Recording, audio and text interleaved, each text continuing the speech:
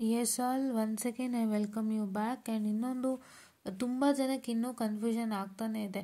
ನಾವು fifth sixth seventh sixth sem ಮಕ್ಕಳು 21 ಯಾರು ಬ್ಯಾಕ್ ಇಟ್ಕೊಂಡಿದ್ರು ಅವರು ನಾನು 22ಗೆ ಬರೀಬೇಕೋ ಇಲ್ವೋ ಅಂತ ಇನ್ನೂ ಕನ್ಫ್ಯೂಷನ್ಸ್ಗಳಿದೆ. ನಿಮಗೆ ಯಾಕೆ ಇನ್ನೂ ಕನ್ಫ್ಯೂಷನ್ಸ್ ಹುಟ್ಕೋತಾ ಇದೆ ಅಂತ ಗೊತ್ತಿಲ್ಲ. ಇಲ್ಲಿ ನೋಡಿ, ಒಂದು ಸಣ್ಣ ಇನ್ಫಾರ್ಮೇಷನ್ ಇದೆ, ದಯವಿಟ್ಟು ಗಮನದಲ್ಲಿಟ್ಟು ನೋಡಿ. ಸೊ ಇದನ್ನು ಒಂದು ನೋಡ್ಕೊಳ್ಳಿ. Only student with third and fourth sem backlog paper from the 2021 scheme need to take equivalent courses subject from the 2022 scheme ಅಂತ ಹೇಳಿದ್ದಾರೆ. ಬರೀ ಥರ್ಡ್ ಆ್ಯಂಡ್ ಫೋರ್ತ್ ಸೆಮ್ ಮಾತ್ರ. First thing. ಸೆಕೆಂಡ್ ಥಿಂಗ್, ಇದು ಆಲ್ರೆಡಿ ನಾನು 2ನೇ ಸತಿ ಹೇಳ್ತಾ ಇದ್ದೀನಿ, 3ನೇ ಸತಿ ಹೇಳ್ತಾ ಇರ್ಬೋದು, ಗೊತ್ತಲ್ವಾ ನಿಮಗೆ. ಸೊ ಇದು 6th ಸೆಮಿಸ್ಟರ್ 7th 8th ಇನ್ನೂ ಸ್ಟಾರ್ಟ್ ಆಗಿಲ್ಲ 22 ಸ್ಕೀಮ್ ಫ್ರೆಶ್ ಮಕ್ಕಳಿಗೆ. ಸೊ ಹಾಗಾಗಿ ಅದನ್ನು ಅಡ್ವಾನ್ಸ್ಡಾಗಿ ಈಕ್ವಲೆನ್ಸ್ ಕೋರ್ಸಸ್ ಅಂತ ತೊಗೊಳ್ಳೋದಕ್ಕಾಗಲ್ಲ. ಸೊ ಹಾಗಾಗಿ ನೀವು ನಿಮ್ಮದೇ ಬರೀಬೇಕಾಗುತ್ತೆ 21, especially third and fourth semester ಬಗ್ಗೆ ಹೇಳ್ತಾ ಇದ್ದಾರೆ. ನೆಕ್ಸ್ಟ್ ಸೆಮ್ ಅಪ್ಕಮಿಂಗ್ ಅಂದರೆ 5th 6th ಅವರಿಗೆ ಏನಪ್ಪ ಅಂದರೆ ಇಲ್ಲಿದೆ ನೋಡ್ಕೊಳ್ಳಿ. Student with backlog papers and course subjects that have equivalent subjects in the 6th semester of the 2022 scheme will not be able to take equivalent courses for the December 2024 Jan 2025 examination. Instead, they must take the original 2021 scheme subject examination. ಇದನ್ನೇ ನಾನು ಹೇಳಿದ್ದು. ಅದನ್ನು ತುಂಬ ಜನ confusion ಮಾಡ್ಕೋತಾ ಇದ್ದೀರಾ. ನಾನು ಅದೇ ಹೇಳಿದ್ದು. ನೋಡಿ, ಇವಾಗ ನೀವು 5th ಸೆಮ್ಮಲ್ಲಿ ಇದ್ದೀರಪ್ಪ, ನಿಮಗೆ 6th ಸೆಮ್ಮಿಗೆ ಮ್ಯಾಪ್ ಆಗೋಯ್ತು. ಮ್ಯಾಪ್ ಆದಾಗ ಏನು ಮಾಡ್ತೀರಾ? ಅದೇನೂ ಸ್ಟಾರ್ಟೇ ಆಗಿಲ್ಲ, ಫ್ರೆಶ್ ಎಕ್ಸಾಮ್ ಕ್ವಶನ್ ಪೇಪರೇ ಬರೋದಂತೆ. How can they consider as an equivalence in advance ಅಲ್ವಾ?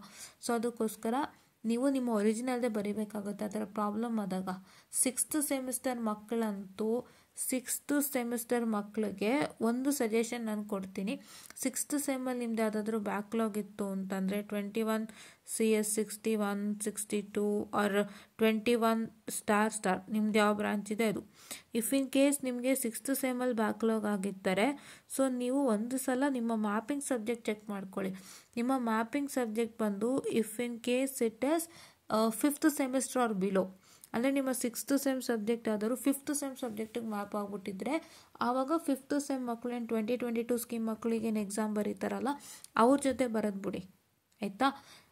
ಇನ್ the case of 6th semester subject, the second case, first case ಏನು, if your 6th semester subjects are getting map to 5th sem and below, 5th sem and ಬಿಲೋಗೆ map ಆಗ್ತಾ ಇದೆ ಅಂದರೆ 22 ಸ್ಕೀಮ್ಗೆ time table ಇದೆ, ಅವ್ರ ಜೊತೆಗೆ ಬರೆದಾಕ್ಬಿಡಿ.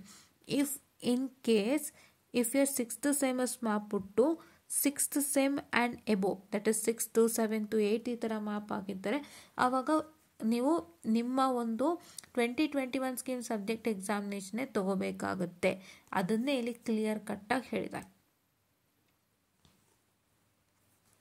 That is, student with backlog papers and core subjects that have course par subject that have equivalent subjects in the 6th semester of 2022 scheme will not be able to, I'm sorry for the distraction, take equivalent courses for the December 2024 and Jan 2025 examination. Instead, they must take the original 2021 scheme subject examination. ಇದು ಕೊಟ್ಟಿದ್ದಾರೆ, ಇದನ್ನು ಗಮನದಲ್ಲಿಟ್ಟು ನೋಡ್ಕೊಳ್ಳಿ.